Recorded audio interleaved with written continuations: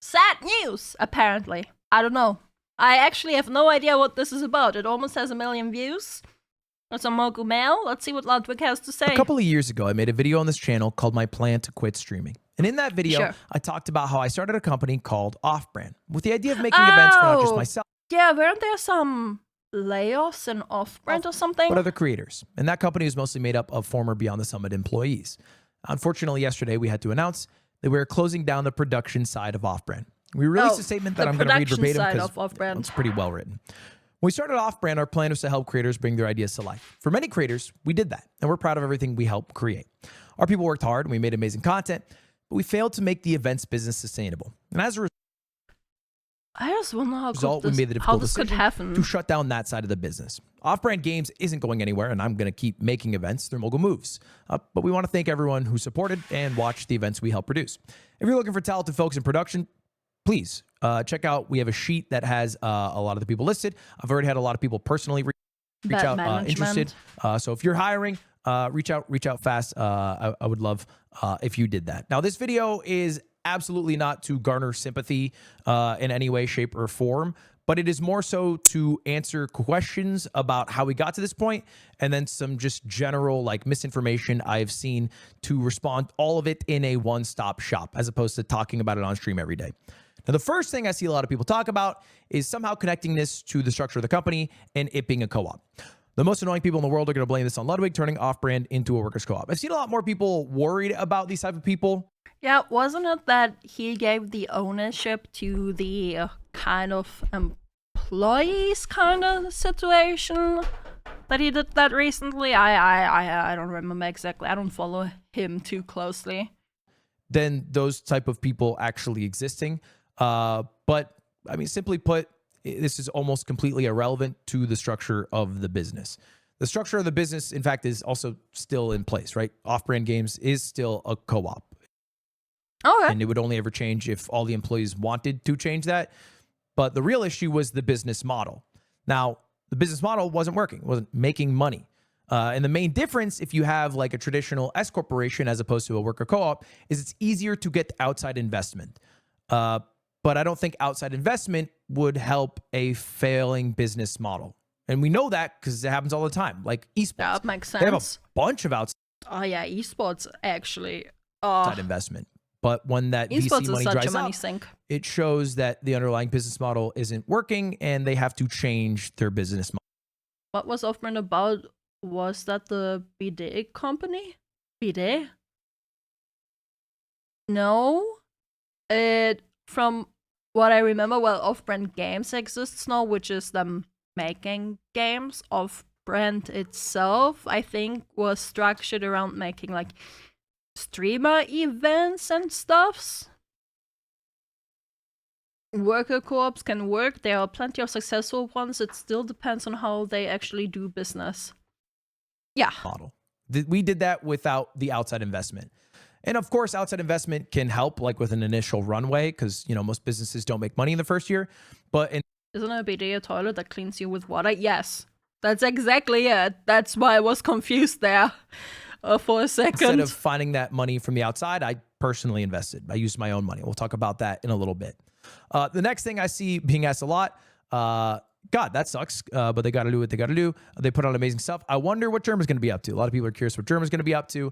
And Germa's talked a bit about this on his stream, but about 6 months ago, I think, maybe a little more, Germa stepped back from Offbrand Productions to just deal with some stuff in his personal life. He was an irreplaceable part of Offbrand. Like, he adds a creativity that I think is one-on-one. I don't think I've ever seen it in another human. You don't get Doug Shovelthon without the mind of Germa. You don't get like Unpaid Intern without the mind of Germa. He's a super talented guy. But as far as like, you know, does this mean he's a full-time streamer or whatever? That is for Germa to speak to. But it shouldn't functionally change how his life was operating in the coming 6 months based off like the past 6 months when he initially stepped back to like have some more time for himself. Hope that makes sense. Okay. Next thing I'm seeing a bit of... Ludwig has a bidet company too. He does? Wait, what? Is this because the YouTube contract is over? kind of the same answer as the worker co-op versus the S corp. The YouTube contract allowed me to have a lot more money to like invest in places, right? And invested in various things, whatever. So I don't have a big sum of money to, you know, keep it rolling for a year, 2 years, whatever. But even if I did, you know, whenever that money runs out, again, underlying business model was not making money. So let's talk about why it wasn't making money. Now, a lot of people are like hypothesizing that it's because events don't make money. But that's not actually true, right? They don't necessarily sometimes make money for me as the creator directly. You know, if I spend like, I guess a good example, $1.5 million on chess boxing, but I only personally make $1.25 million back, you might think of that as a $250,000 loss for me. And like, oh, why is Ludwig running events? That's bad for him. But you can, or at least I can maybe safely assume that, hey, I might make $250,000 of extra value as a creator because I have grown as a result of doing this event, right? This is the biggest event I've ever done. It has the most eyeballs. And over the course of the next 5 years. Okay, as advertisement grown, like as a creator grown, not as a person. That $250,000 will come back through like the extra growth that created. It's like, to put it on a smaller scale, to a smaller comparable scale, like YouTube Shorts for smaller creators are only for advertisement. They're, even for middle-sized content creators, they're a money sink. Purely advertisement. No money return. Shorts make no money whatsoever. So I don't mind that loss. And the production company doesn't have that loss. The Charlie video we're gonna watch afterwards. Right? They are a production company that itemizes the amount of costs that they had to bear, including employee time, and then covers that cost sometimes with like, you know, an additional like service fee. So they are not losing money. In fact, those are the best months is when there are huge events like Streamer Awards or you know, a HS boxing. The issue isn't the events, it is the time between events. Yeah. So if we had a Streamer Games, a Streamer Awards, a Sea Dog charity auction every single month, or even 2 a month, you know, that's what the team is capable of handling and would also need to handle to be able to sustain itself. So the issue was less that events don't make money, but more so that the appetite from creators for events of that scale at the cadence it would need to be would not allow people to be employed full time. It only really makes sense for like contract work. And you can kind of see that the appetite isn't there if you just look at the biggest streamers in the world over the past year on Twitch. This is like the top 15 creators on Twitch. And you can Asmongold. I mean, Zach Raw. Who's Asmongold? see here, nobody except for Kai on this list is doing big events. That is true. Like, Kai is really the only one who does like production value streams. Like, he actually has a production team. Like, literally is a league on his own.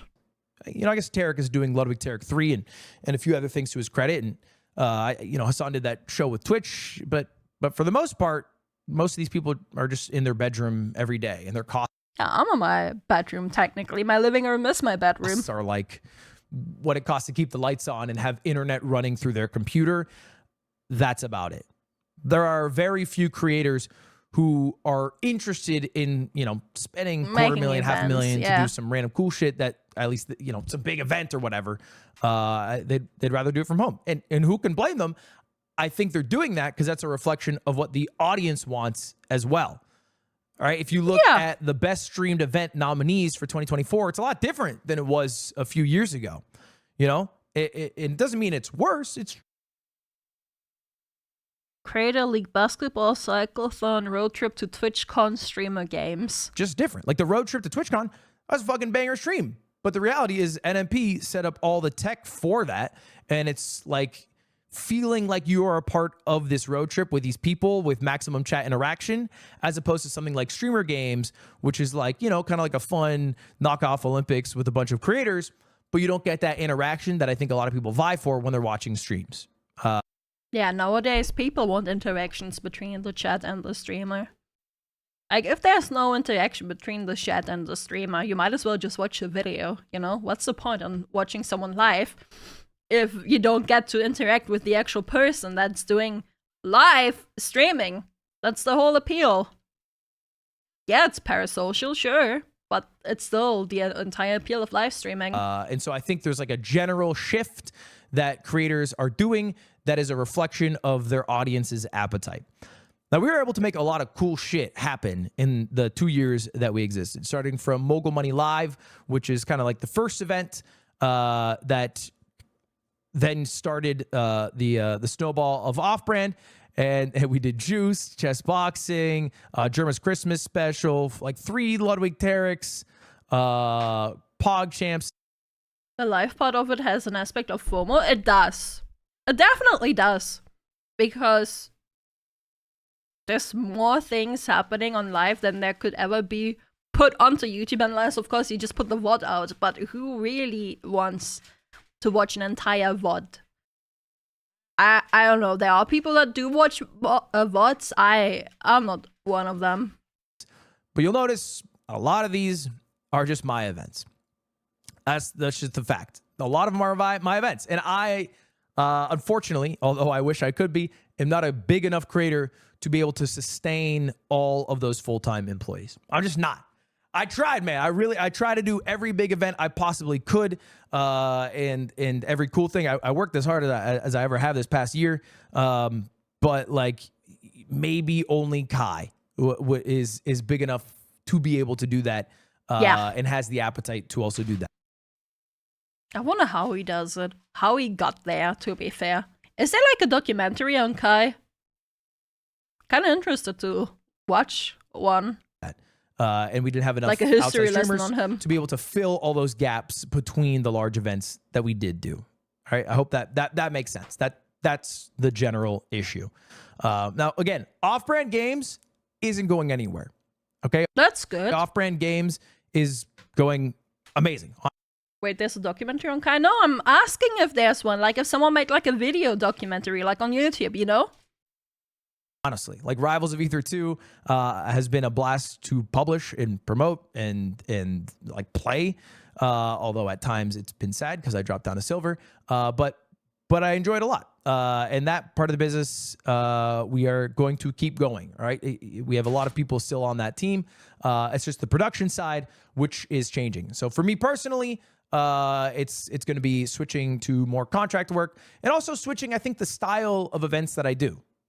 For example, I did 2 events in the past month. One is World's Greatest Gamer, where I got all the greatest gamers in the world. I flew them out. They drove out 20 people, put them up in hotels. It was a 2-day event, streamed it, and Void eventually won. It was sick. That peaked at about 30,000 viewers. That's nothing. Like, in terms of huge event. 30,000 is how much Asmon averages when he's just talking about shit. 30,000 viewers is not a huge event.